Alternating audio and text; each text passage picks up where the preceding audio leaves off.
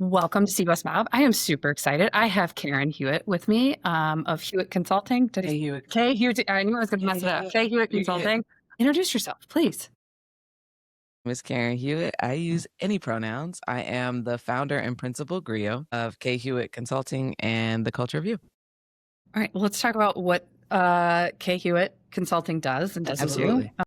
Yeah. So K Hewitt Consulting is an organizational development, organizational change management consulting firm. My background is in HR and education, workforce development. I kind of leaned into that when I was Interesting in combo of education Yeah. and HR. You don't hear those together. Well, I mean, I went to grad school. I'll give it up for the Ohio State. I went there back in the day, 2012 to 2014, and I got my master's in educational policy and leadership. And if I would have came out, I would have been able to be an assistant principal, and that's all discipline. And I was like, I don't want to do that. So then I just was like, all right, well, how can I get around this? Because my mom's an educator, my dad is a facilitator, and he's done like diversity management, that kind of thing.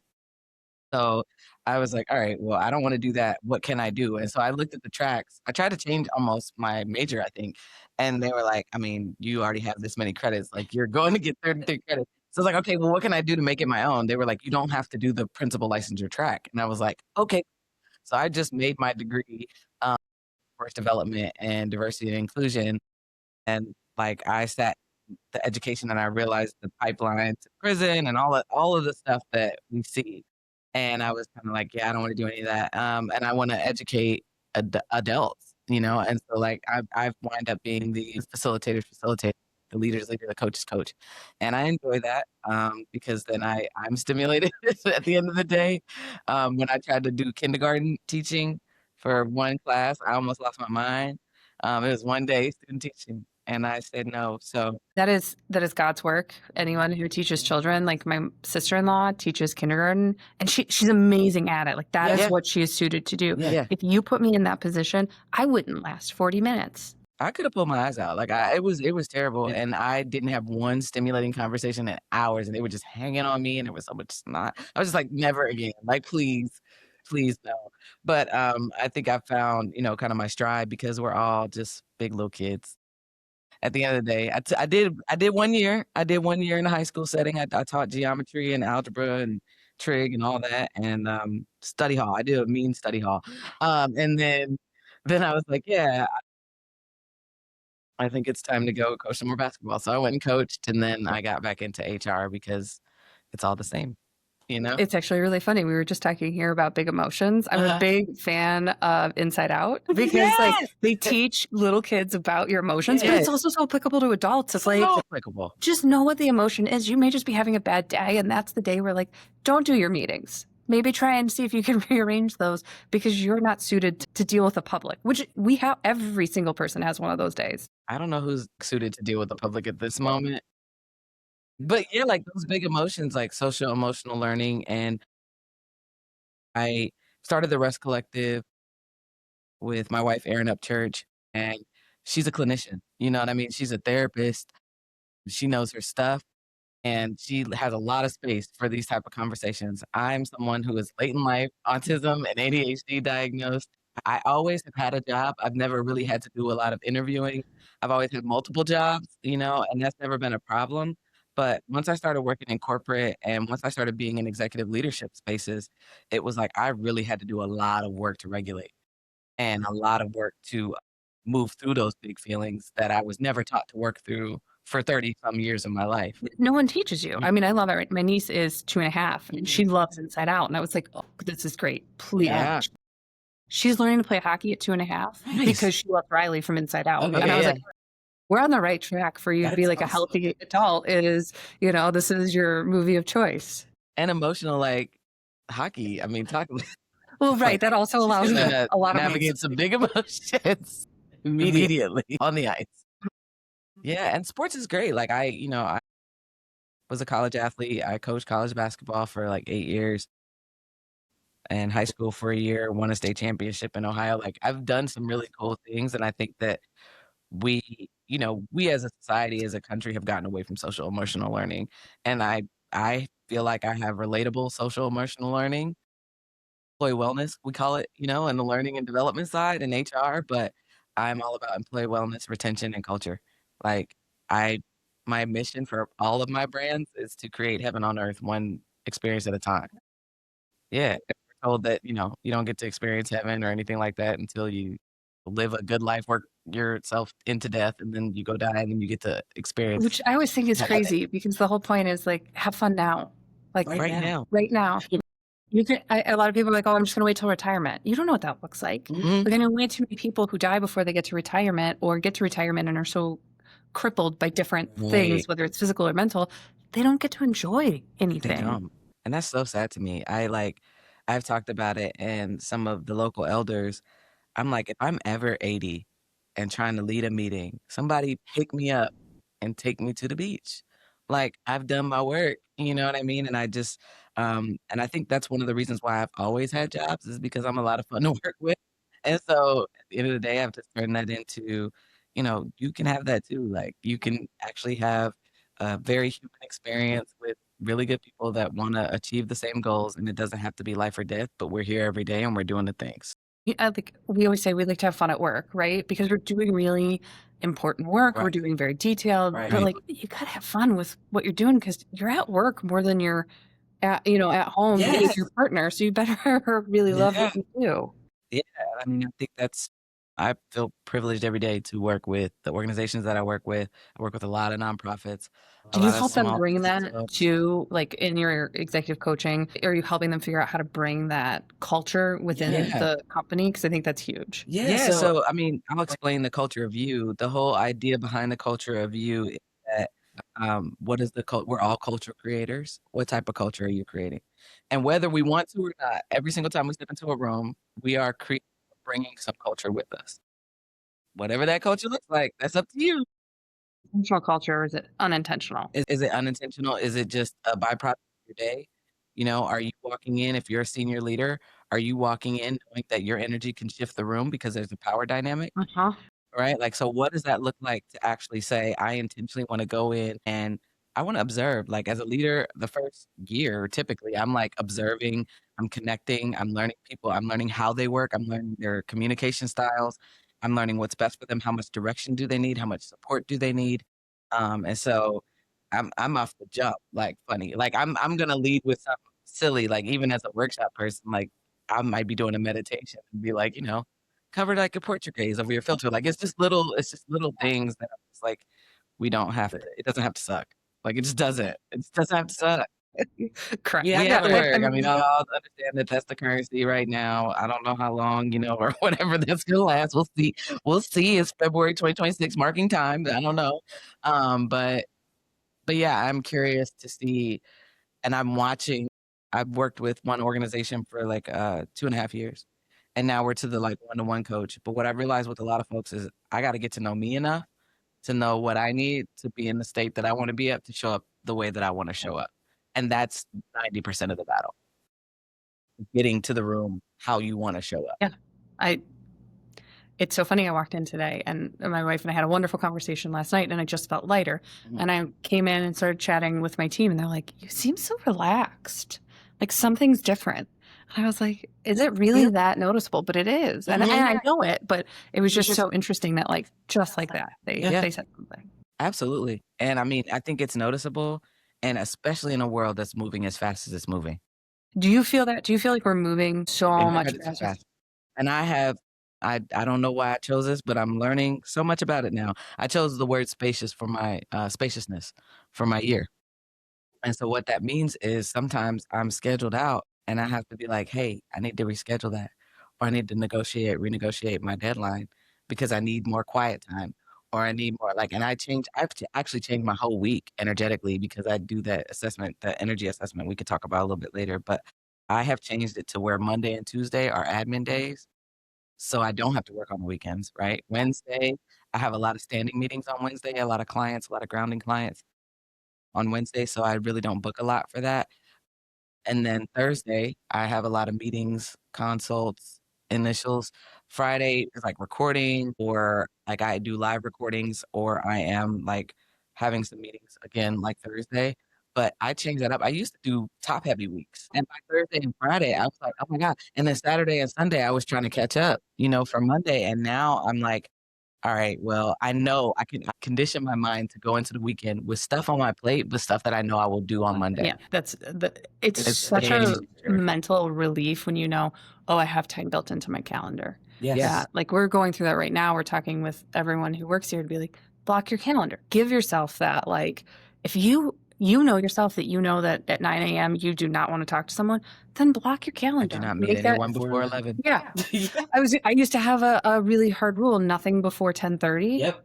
I've gotten away from that because I have started to go to sleep earlier, and so I'm much more awake in the morning. Nice. And which is amazing. I still don't wanna talk to anybody. I'm like, you talking to That's the rule people, there. I'm like, I don't. but I know a lot of people who do that and they work out. Yes. You can't pay me to work out in the morning. Okay. Like it's just fair. it's not gonna happen.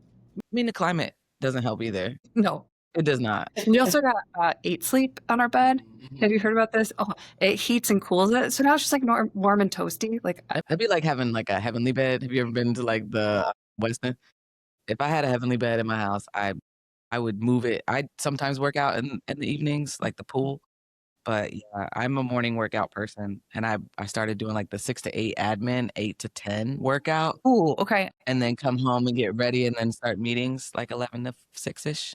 That was cool. I like that because it's always like everyone's like, oh, you just get up at 6 a.m. I was like, I don't know where I am at 6 a.m. No, Like, no, give I'm me. gonna try to write something coherent. I'm gonna journal a little bit, probably see if I need to curate any workshops or anything like that, because that's what my Einstein hours are. Your zone of So- genius. Yeah. Yeah. But I'll work out.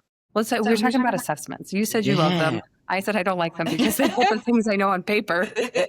I was such a junkie for assessment. All right, but talk about the assessments that you do in your consulting because I think they're Cool. a little bit more unique than Yeah, the ones we hear about. Definitely, Yeah. definitely. Um, I'm a fan of all of them, and I think that this one is different because it is a focus energy based indicator. So it is Phoebe, capital F, capital E, capital B, capital I, focus energy based indicator. And what it does, there are 4 leadership energy patterns. The first one is driver. The second one is visionary, collaborator, organizer, in whatever order. And the point is to see which patterns you have a lot of energy. Basically, that means I am a high collaborator, organizer, and visionary. My driver is like super low.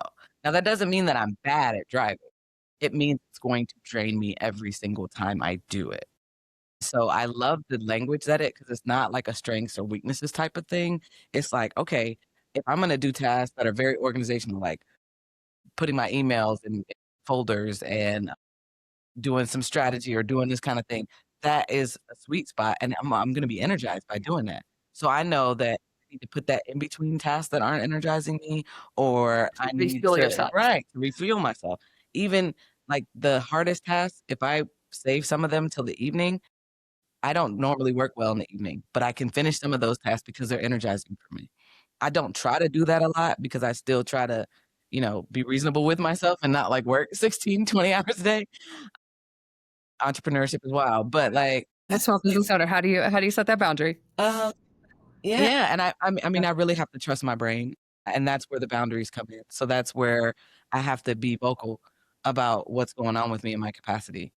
And so as a person with a low driver, actually, when people are like, "Well, what can I do to support you as a leader?" I'm like, "Do your job so I don't have to." Yeah. Because I don't want to have to come after you and find out if you got that done. That will drain me. If that's our relationship, that micromanaging will literally harm me. Like, I can't. And I don't know how similar this parallels to the DISC assessment because I've done that. Similar, yeah. So I'm high D. It's just like if you look at it, it's like D's up here, and it's like I, and then we just You kind of wouldn't like happen to be like an Aries astrologically, would you? Gemini. Okay. It's good energy. That's good energy. Yeah. Lots of movement. And we're coming up on the Lunar New Year, and so my wife and I kind of went down this rabbit hole. Well, we're both a fire animal, which is like an extra special in the lunar, like Right, because it's a fire horse year. Yeah. And so we are going into the year of the fire horse, but I'm a fire dragon and she's a fire tiger, or one of the two, but we're both fire, which means we both move really fast.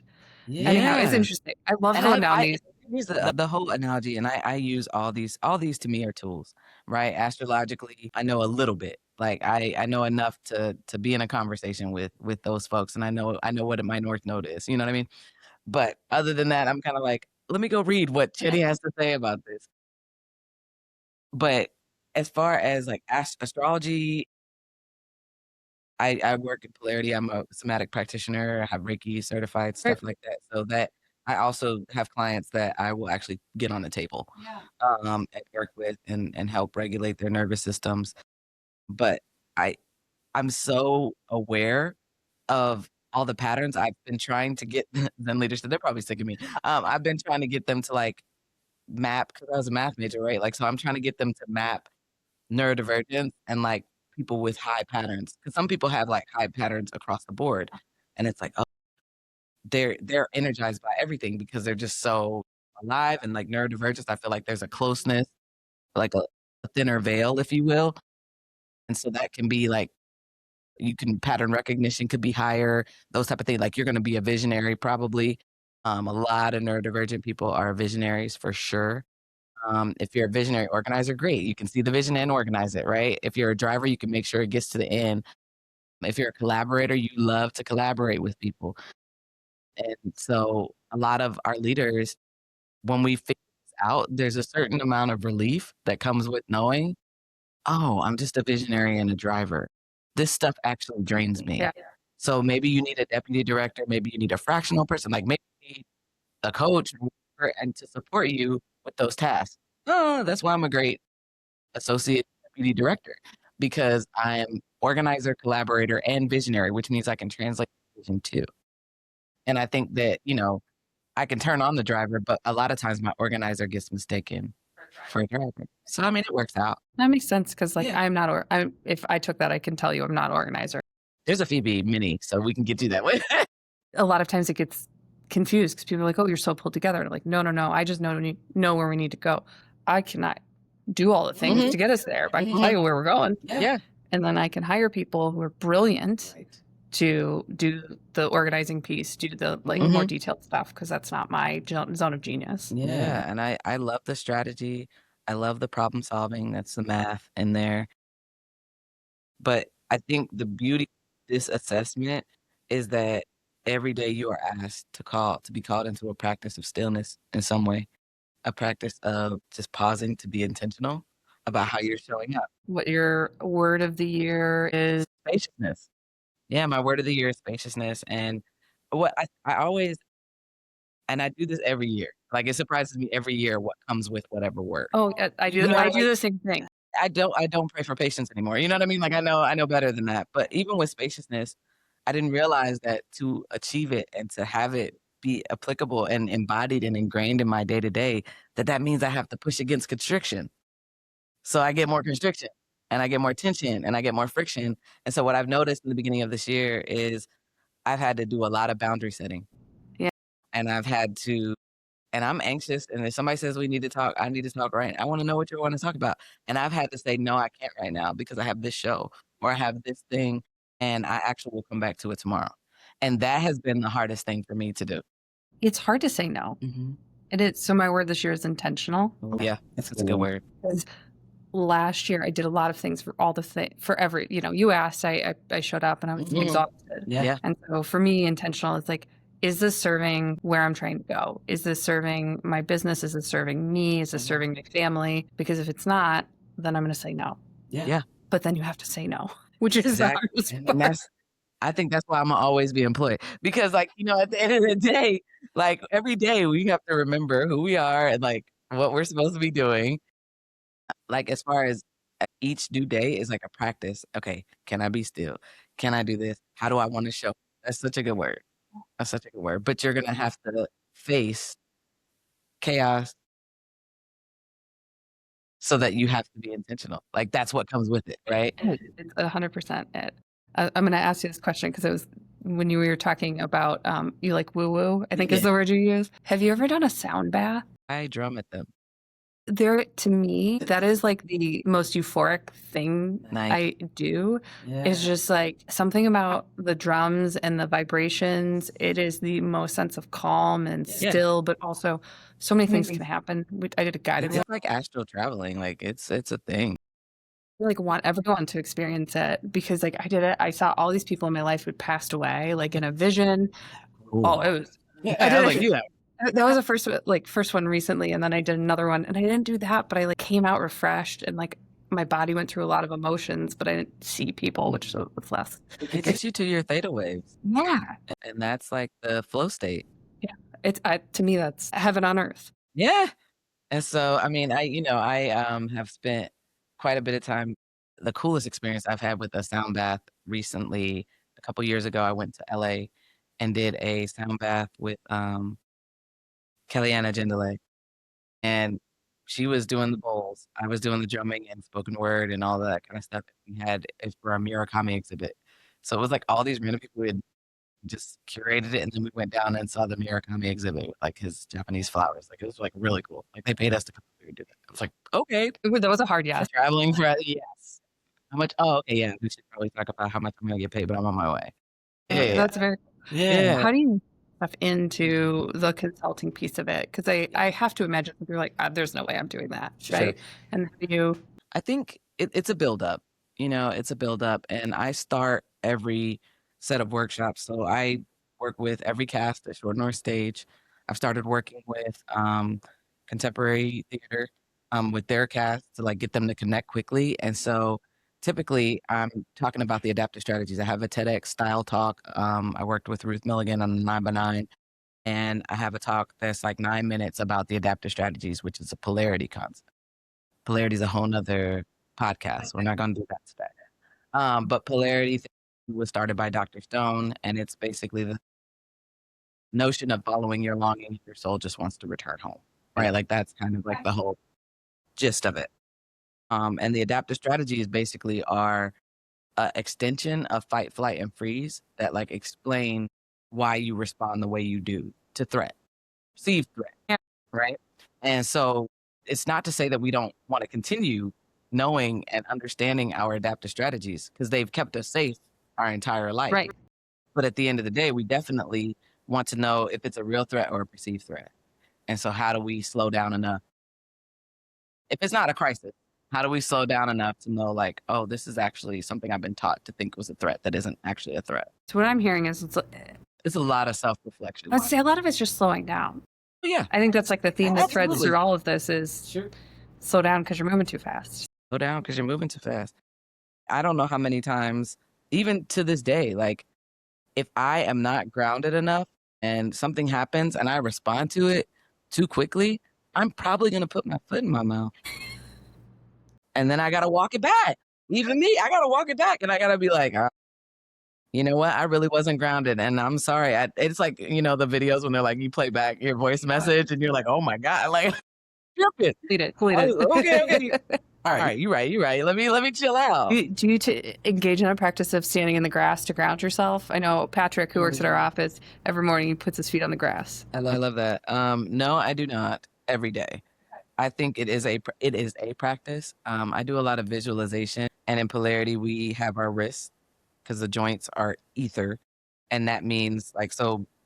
The concept is like there's spinal fluid flowing through you, and that's like we're a battery basically. Yeah. And that's the life flowing through us. The soul animates the body. The only difference between a body with a soul and without a soul is animation.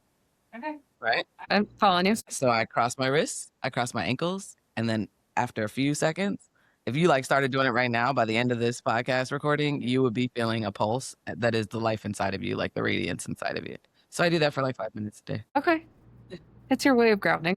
And then sometimes I'm like, all right, well, my attitude still sucks. So I'm going to put, 5 more minutes on there. I don't know what got me pissed off this morning, but I'm going to do 5 more minutes. It's the snow still on the ground. That's what's happening. It absolutely is. Because I look outside every day and my little apartment complex has all this snow on it. And I'm like, all right, we're getting to the end of our time. So I'm going to ask you 2 questions. It's like lawyers' last words, right? Yeah. One, how have you found either your minority status, your experience, your coaching, because I always think that's like a wonderful thing anytime someone's an athlete or a coach. How do you think all of that kind of drives what you do or open doors or kind of impacts where you are today? Yeah, I don't think I realized it as heavily until I was working at Kaleidoscope, 18. But I realized for so many people, I'm the first Black, fluid, queer, neurodivergent, physically relatively disabled at times, person that they've ever met. And that alone motivates me to go do whatever anybody said I couldn't do because, like, we deserve those stages too. And typically, in my experience, we are the most able to hold complexity and nuance and the most fun, to be quite honest. Yeah. And so I take it as a charge. I believe this is legacy work. I don't know how much of my life I will see the impact, Sure. but I want to leave one that is worthy of being talked about and discussed. And if anything, tells people that they can access heaven on earth and they don't have to wait until they die to do that. Very cool. So yeah. Very good. Yeah. And then last thing, if someone's thinking about starting their own business, we didn't Mhm. talk a ton about that, but we talked about some other really cool stuff. But Mhm. what do you wish you knew before you started your consulting? I have a great support system. I my first chops in facilitation was working with my dad, and he gave me a lot of room. He gave me a lot of room to fumble, to fall on my face, to try, to take some risks. And I would say support network is huge. If you don't have one, find a way to get a coach. If you can't afford a coach, get a mentor. If you can't get a mentor, then maybe rethink your timeline, to be quite honest. Maybe rethink your timeline because every single thing I've ever done, I have had these businesses or different iterations of business when I was working full time, just pay for stuff. Like I just pay for my stuff because I was like, I'll move around. Like I'll use my money because this is stuff I want to do. And so I just think be sure about it and like don't let funding issues because you're gonna have funding issues at this moment. And any small business is like trying to recoup and I mean, refigure it's always because if you grow, you grow to a new funding problem. a new scaling problem, right? Like, do I need new equipment? And I have a team, and I have invested in my team. I could have seen a lot more money this year, Yeah. but I also know that the moment that something jumps off or something takes off, that my team has it, and so I can take that next scale step because I have them there. So I would say invest in your people, invest in yourself. I have a crowdfunding campaign. I was the first person to pay for it, like put money in it for myself. I'm always bet on myself. So support network, get people around you that have done this, that's not their first rodeo, and keep betting on yourself. Book yourself. I love Yeah, book yourself, bet on yourself, do your own, like learn how to do all the little things, the videography. I could do it if I had to, Oh, yeah. but I hope to never do it again, you know? Correct. So Right. Yeah. support network. No, I think that's great. Well, thank you so much, Karen. This was great. We could go on for a lot longer. I know we Absolutely. could, but I really appreciate it. Yeah, my pleasure.